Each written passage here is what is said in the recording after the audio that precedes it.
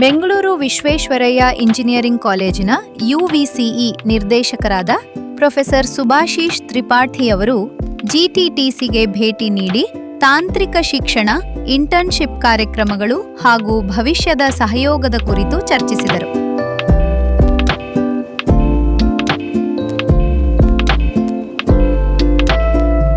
ಈ ಸಂದರ್ಭದಲ್ಲಿ GTTC ವ್ಯವಸ್ಥಾಪಕ ನಿರ್ದೇಶಕರಾದ ಸಿದ್ದಲಿಂಗಪ್ಪ ಬಿ ಪೂಜಾರಿ ಹಾಗೂ GTTCಯ ಹಿರಿಯ ಅಧಿಕಾರಿಗಳೊಂದಿಗೆ ಸಭೆ ನಡೆಸಿ ವಿದ್ಯಾರ್ಥಿಗಳಿಗೆ ಕೈಗಾರಿಕಾ ಆಧಾರಿತ ತರಬೇತಿ, ಇಂಟರ್ನ್ಶಿಪ್ ಅವಕಾಶಗಳು ಮತ್ತು ಜಂಟಿ ಸಹಯೋಗ ಕಾರ್ಯಕ್ರಮಗಳ ಕುರಿತು ಮಾತುಕತೆ ನಡೆಸಿದರು.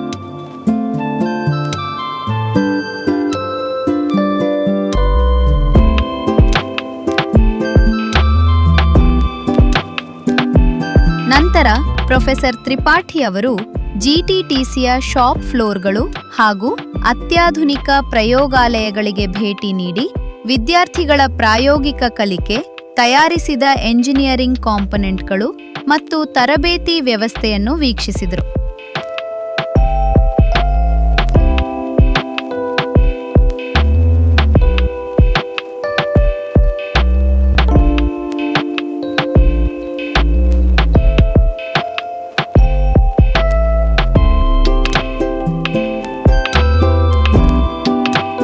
ಈ ವೇಳೆ ಮಾತನಾಡಿದ ಅವರು, GTTCಯಲ್ಲಿ ವಿದ್ಯಾರ್ಥಿಗಳಿಗೆ ನೀಡಲಾಗುತ್ತಿರುವ ಪ್ರಾಯೋಗಿಕ ತರಬೇತಿ ಮತ್ತು ಕೌಶಲ್ಯಾಭಿವೃದ್ಧಿ ಕಾರ್ಯಕ್ರಮಗಳು ನನಗೆ ತುಂಬ ಸಂತೋಷ ತಂದಿವೆ.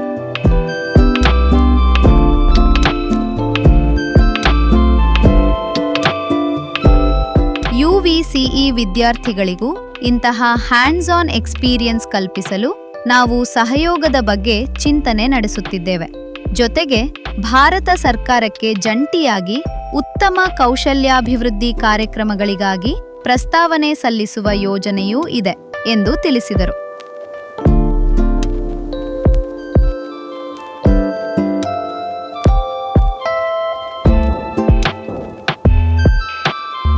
Today, on invitation from the Managing Director of GTTC, I visited with a team of my colleagues from UVC, University of Visvesvaraya College of Engineering, and saw the facilities and had discussions elaborately with the colleagues at GTTC.